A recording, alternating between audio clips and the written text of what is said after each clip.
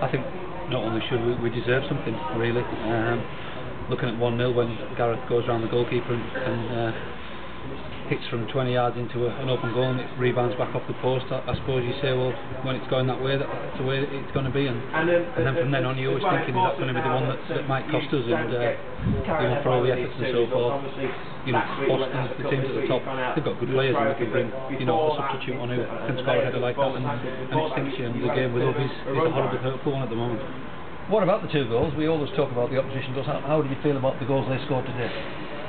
I think the second one is just a great header. He's just, we probably could have done better stopping the cross, but they've knocked it back maybe 10 yards and he's whipped a good ball in, and it's just like, people saying what a great header Torres scored midweek for Chelsea in the Champions League, and it was identical to that one. He's just got a yard on the Andrews, and it's a fabulous timed header, so I can't knock that one. The first one, we've asked questions, and the presence of Jason Lee, he's just unsettling, and that's what he did throughout the game. Unsettled us a little bit, but I thought we coped with him reasonably well at times. But again, he's come in and done his job. He'll say he scored at the back post, little mix up between Kyle and Gary. But that was a difficult one to judge, that one, because Aaron was in there as well, and he's only had it from about 3-4 yards out. But his presence is what's probably got him the goal. And the goal that we scored to give us a lead after 20 minutes, thoroughly deserved. Great start we made, and terrific run by Anthony Wright, said it all. Yeah, well, I don't want to pick any individual out, because although the performance, and that's what fans want, is victories, and that's what we want, the performance was outstanding from most, and I thought Anthony was great, but the 2 front men I thought did really well today. His hold-up play, David McNiven, and Arneson, his best performance for us this season, I think, by a long shot. And I had a little word with him before the game. He was left out for the last home game, and I wanted a response from him. And when he's playing like that, he's one of the best ones in this league, really, and I don't say that lightly. He is frustrating, and he's been frustrating this season, but he knows himself what he needs to do now to sort that out. So he set the bar now with his standard, and it was a brilliant finish, and some great feet to get in between the 2 centre-backs, and he's rolled it in the bottom corner fantastically. I know you don't mention individuals. I've got to mention Gary Roundtree. I thought he came back in after 12 months out. Yeah. That was a superb performance. It's like he'd never been away. Yeah, brilliant. Unbelievable. And we said to him in training the last 2 weeks that he's close and he's ready, and his fitness levels, and you don't want to. I don't want to pick individuals out, but to come back for such a long time, and his fitness levels were phenomenal as well. He kept going, and he was strong, and his quality was there again, and that just shows you, what this group of lads are about. He epitomised it today, coming back in from 12 months out. He's solid, his performance, his determination, and they're a devastated bunch of lads at the moment, because they deserve more from that game, and it is a horrible feeling when you go in and you've conceded late to lose when you're down the bottom as well. But yeah, testament to Gary. Fantastic, horrible slog through last winter for him, and then through the Easter time, running on his own, cycling on his own, and fantastic to have him back.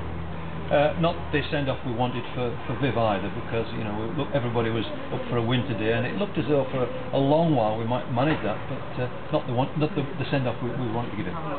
No, it wasn't just about Viv today. It was about we need to pick up some points very quickly. But yeah, it would have been nice for him to leave on a high, and the journey home would have been a little bit more relaxed for everybody. But Viv he understands football, and he's been in it too long. He knows how when you're down there you get kicked in the teeth even further at times. So yeah, a wonderful special man. So we'll miss him. And you've been trying to get new players in this week with no success on Friday.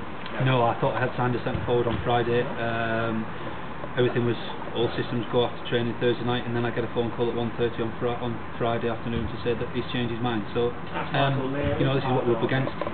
You'll be getting used to that. Yeah, I am. But as I say, I didn't venture down other avenues Thursday, because I was told that he was coming and the deal had been done. We'd organised. We got a little bit of help from his parent club with regards to his wages, which are also an issue. And then for the player to turn after training and say he didn't want to play was a bit of a kick in the teeth. But the way the 2 centre forwards played today, it would have found it difficult to get in. But we're still looking, and hopefully maybe one in before Tuesday. We've obviously got Johnny back as well. Yeah, that's a big bonus, getting Johnny Wright back for Harrogate at home on Tuesday, and Johnny Wright back will give everybody a lift, I suppose. Yeah, of course it will, and what I think at the moment that the squad needs is possibly also a fresh face in there, just to put a little twist on things, and you know, when certain players are playing with a lack of confidence, if you're coming into a dressing room fresh from it and you haven't got that sort of monkey on your back, so to speak, of the way things have gone, then that's ideal. But you know, we keep trying, and the chairman is backing me and trying to help me out with that side of it. So you know, the directors have been great on that front.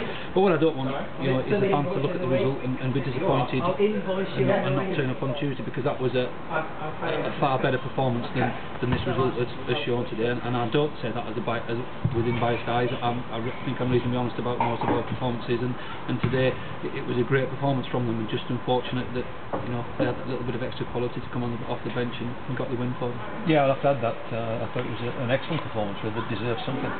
Finally, just another injury check. Dan Wordsworth, I think he was close to a return, and then did he have a breakdown in training? He's still feeling his heel, yeah.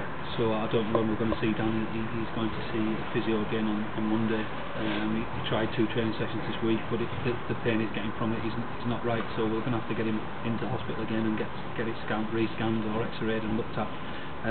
So disappointing from him, because he did so well pre-season, and then, you know, to find out he had a 4-game ban was a bit of a kick in the teeth for him. He probably would have commanded a starting place from the way he played pre-season, and then it's been injury bound since then for him. So, but it is a tough character. He'll dig deep.